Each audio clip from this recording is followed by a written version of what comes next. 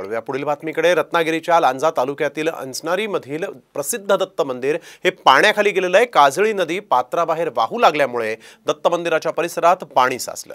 बुधवारी रात्रीपासूनच लांजा तालुक्यात मुसळधार असा पाऊस सुरू आहे, त्यामुळे दत्त मंदिर परिसरात 3 ते 4 फुटांपर्यंत पाणी जमा झालंय।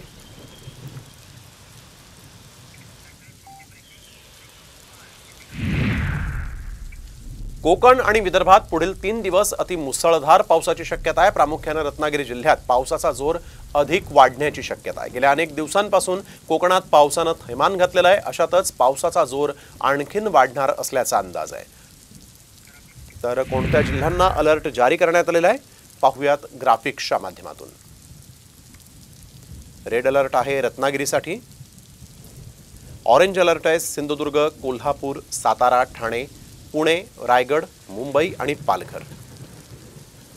येलो अलर्ट विदर्भ आणि विदर्भाला जोडून असलेले मराठवाड्यातील जिल्हे, त्यासाठी देखील येलो अलर्ट आहे।